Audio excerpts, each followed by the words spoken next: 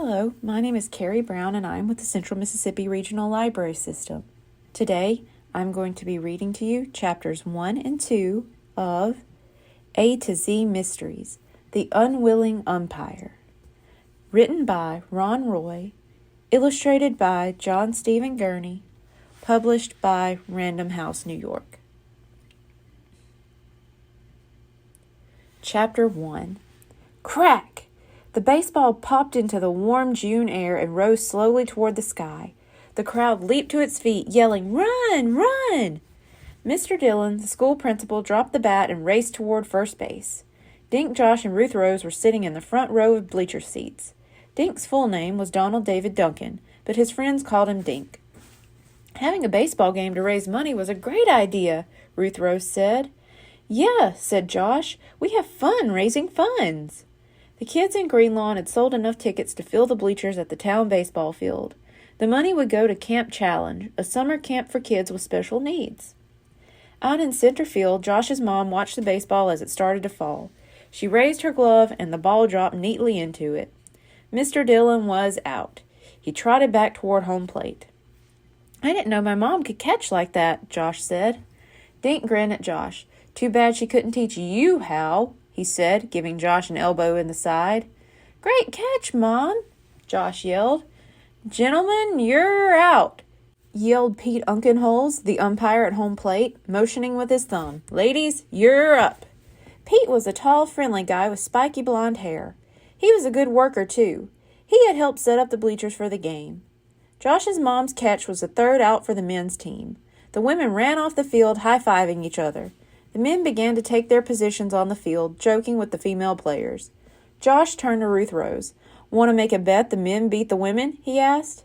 Ruth Rose nodded, making her black curly hair bounce. She liked to dress all in one color. Today she wore red from her headband down to her high-top sneakers. "Sure, I'll bet you an ice cream cone that the women win," Ruth Rose said to Josh. Josh flashed a grin. "You're on," he said, shaking Ruth Rose's hand. The three kids watched the men take their positions. Their friend, Mr. Thaddeus Pocket, was head coach. He walked around the field chatting with the players. "How did Mr. Pocket learn so much about baseball?" Dink asked. "He told me he played a lot in college," Josh said.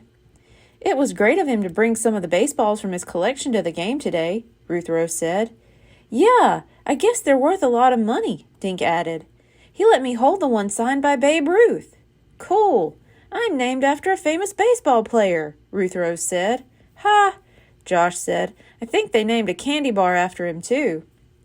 6 of Mr. Pocket's autographed baseballs were on display in the clubhouse. Everyone who bought a ticket to the game had a chance to admire them in the locked case. The men were all in their field positions. Ellie was up first on the women's team. She grabbed a bat and headed for the batter's box.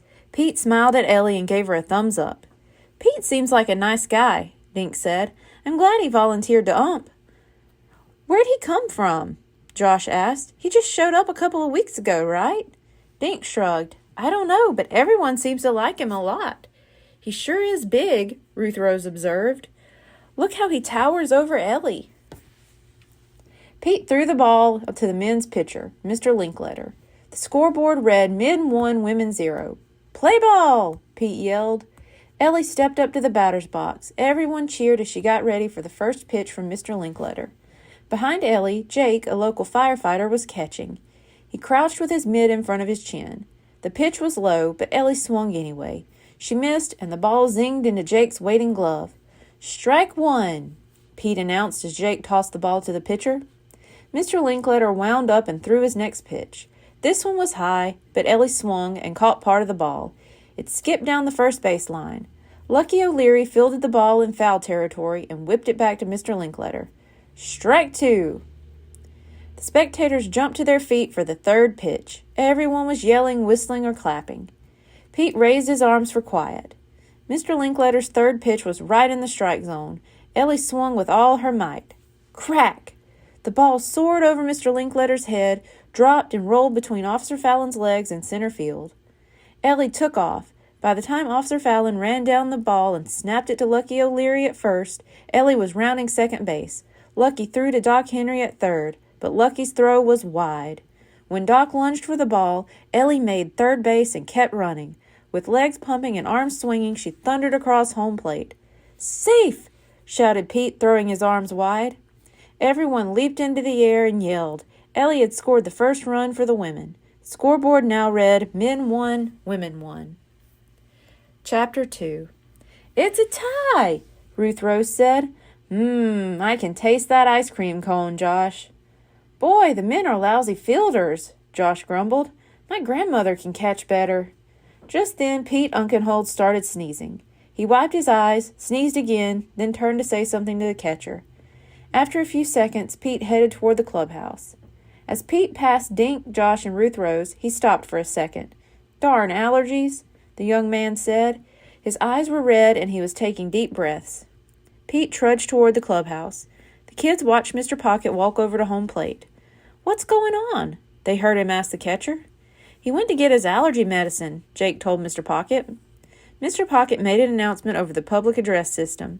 The crowd relaxed and waited for the game to continue. But when Pete hadn't returned after 5 minutes, people began to wonder what was going on. "I'm going to use the boys' room," Josh said. "Be right back." Josh jogged to the clubhouse while the crowd waited for Pete to return. Suddenly, Josh came racing back to the bleachers. He slid in next to Dink, out of breath. "What's up?" Ruth Rose asked. "You're not going to believe this," Josh whispered to his friends. "Mr. Pocket's autographed baseballs. They're gone." Ruth Rose looked toward the clubhouse. "Maybe Mr. Pocket moved them someplace else when the game started," she said. Josh was shaking his head. "No, the glass is smashed in a million pieces," he said. "Someone stole those balls." Dink and Ruth Rose stared at Josh open-mouthed. "Should we tell Mr. Pocket?" Ruth Rose asked after a few seconds. "We have to," Dink said. "He'll go bonkers," Josh predicted. The 3 kids walked over to Mr. Pocket. Dink swallowed, then tugged on the man's arm. "Hi there," Mr. Pocket said. "Where's that ump? These people want some baseball action." Did you do anything with those 6 baseballs?" Dink asked. "Why, of course," Mr. Pocket said. "You saw me lock them in the case." "You didn't move them anywhere else?" Ruth Rose asked. Mr. Pocket's smile vanished. "What's going on, kids? Has something happened to my baseballs?" "They're gone," Josh said. "The case is smashed. There's glass all over the floor." Mr. Pocket turned and marched toward the clubhouse. The 3 kids watched him go. "You didn't happen to see Pete when you went inside, did you?" Ruth Rose asked Josh. "Nope. The first thing I saw when I got inside was all the glass," Josh said. "I was the only one in the place." "Gosh," Dink said. "Do you think Pete stole Mr. Pocket's baseballs?" Thank you. Be sure to tune in next week for chapters 3 and 4. Goodbye.